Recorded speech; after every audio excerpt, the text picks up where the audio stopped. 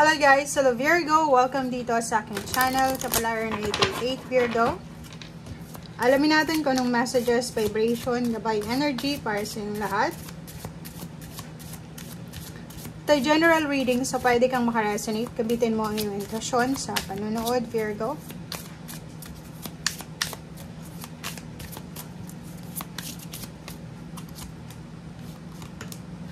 Okay. First, 3 cards tayo dito sa first deck. Okay, Virgo. Humpback whale, singer, bison, and hummingbird. Wow. Parang yung message mo is related siya sa Taurus. Or sa Capricorn. Dito sa 3 cards na to, kung makikita mo, sobrang blessed ka daw sa pagiging masayahin mo, 'di ba? Or sobrang blessed ka sa pagiging kontento mo sa kung ano yung meron ka. Sobra kang positive. Matatag ka rin sa usaping relationship. And nakikita natin dito na if may nakikita ka na mga tao sa paligid mo this month ng June na hindi masyadong masaya, pwede kang mag-spread ng miracle of happiness sa kanila. So, maging aware ka, Virgo, sa mga tao sa paligid mo. Kasi siguro may mga taong malungkot or may mga taong hindi kontento sa kanilang pamumuhay na pwede mo silang matulungan para maging kontento, maging masaya, or i-uplift mo yung emotion nila or ano pa man. Dito din, sa second card, resonated siya dito. Kasi sinasabi dito na ganun din, if may mga tao sa paligid mo na nangangailangan ng emotional healing, advices, or kung ano pa man, tulong, mag-extend ka daw ng tulong sa kanila. Okay? And nakikita ko sir dito na yung inner self mo, yung intuition mo ay sobrang napaka-positive na siya yung magiging guide mo sa kung ano man tong decision making na gagawin mo simula ngayong buwan onwards. And sinasabi ng baraha, wala daw na sino man ang makakapagpigil sa'yo para makuha mo tong goals mo na to. Sobrang motivated, determinado ka. And walang sino man ang pwedeng maging hadlang sa pag-abot mo sa pangarap mo. So, kailangan mo lang daw na i-align yung purpose mo sa kung ano yung kagustuhan mo. Okay? Ito naman, abundance. Sacred buffalo. Sinasabi ng baraha sa'yo dito na kailangan mo sigurong manatiling humble. Magpasalamat ka sa Panginoon sa lahat ng biyaya, pagpapala, blessings, or teach me the way of gratitude and prayers. Parang sinasabi na simulan natin siguro na i-appreciate mga small things na ibinibigay sa atin ng Panginoon. Okay? So maging grateful ka sa kung ano man to na biyaya na ibinibigay sa'yo or ibinigay sa'yo.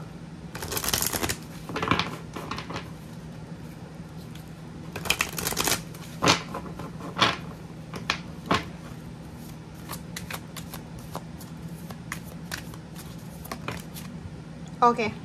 Ang galing. Big happy changes. So, yun. This month ng June ay isang napaka-gandang buwan para sa'yo. Dahil isang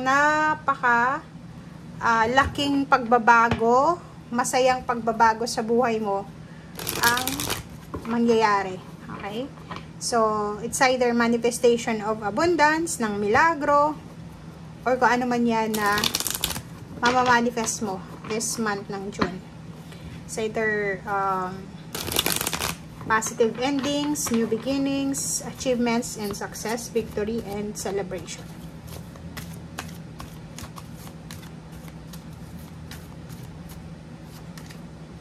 High Priest, number 5. Lahat ng worries mo, lahat ng concerns mo, lift everything sa ating Panginoon. Hindi ito yung panahon para mag-alala ka. Kasi maraming pagbabago, positive changes, happy changes na posibleng darating sa'yo. Ito naman is Three of Pentacles. It's either collaboration, seminar, collaboration, business, work, pag-aaral, or kung ano pa man. So, nakikita natin dito na may isang tao na, or 3-person siya, or maraming tao yung ika-congratulate ka sa kung ano man tong blessings or abundance, miracles na matatanggap mo. Okay? So, ibig sabihin yan, may tagumpay ka na matatanggap, makukuha this month ng June. And dahil sa tagumpay na yon, marami ang lalapit sa'yo para makipag-collaborate, para makipag-partner, mapa-business man yan, trabaho or relationship. And nakikita natin dito na sobra-sobrang freedom ang mararamdaman mo. Parang pakiramdam mo, nakuha mo na kung ano yung talagang purpose mo sa mundo. Okay? And number 3, the Earth Mother, if babae ka naman, eto, hindi lang ito pagbubuntis. Pero kung talagang gusto mong mabuntis, it's either mabubuntis ka. 33, nasa right timing ka. So, ibig sabihin, kung ano yung direksyon na inilalatag sa'yo ng universe, eto yung direksyon na para sa'yo talaga.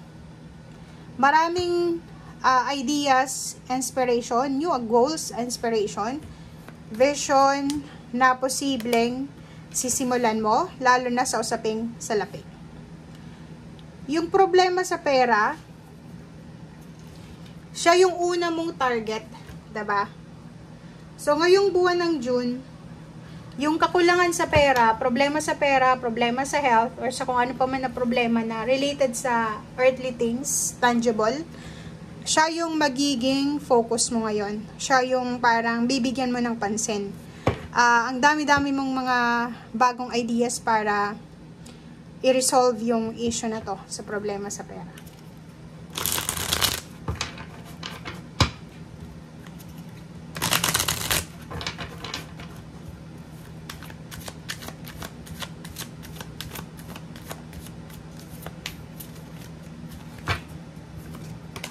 Okay.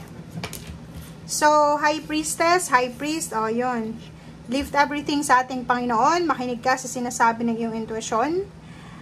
Ang dami-dami ditong fulfillment ang mararamdaman mo. Tingnan mo, sobra kang excited. Hindi lang sa pera siguro. Excited ka sa relationship. Yung confusion mo, it turns out na blessing pala siya. Blessing in disguise. Diba? So, yung fear, yung pagdadalawang isip mo, ay mapapalitan siya ng emotional success and blessings. And at the same time, ngayong buwan ng June, ngayon yung simula ng parang idea na kailangan mo mag-ipon ng pera. Or ito yung simula ng motivation mo para simula kang mag-ipon, magsimula kang ma-motivate na bumili ng bahay, or mag-travel, or ipunin yung pera, parang ganun. So, Virgo, ang buwan ng June ay sobrang, to sa'yo parang ipupush ka ng universe na gawin mo kung ano yung matagal mo nang pinaplano, or ano man to na bagong mga plano nyo sa buhay. Ipupush ka talaga ng universe na maging successful ka. Okay? Ipupush ka niya na hanggang dumating ka dito sa The World card. Okay? Matapos, like kung may mga projects kayo na matagal nang iniisip, or kung ano pa man, etong buwan na to ng June is parang siya, hindi papayag yung universe na hindi nyo matuloy ito, or hindi nyo ituloy. Kung ano man ito na matagal nyo ng plinano, lalo na sa usaping pera. Okay, parang sasabihin sa'yo, bawal tamarin ngayong buwan na to. Okay, kailangan yung momentum, yung stamina mo, yung energy mo, gamitin mo sa buwan na to para hindi masayang. Lalo yung excitement mo, yung passion, yung vision mo. Okay guys, so thank you for watching and see you again. Bye!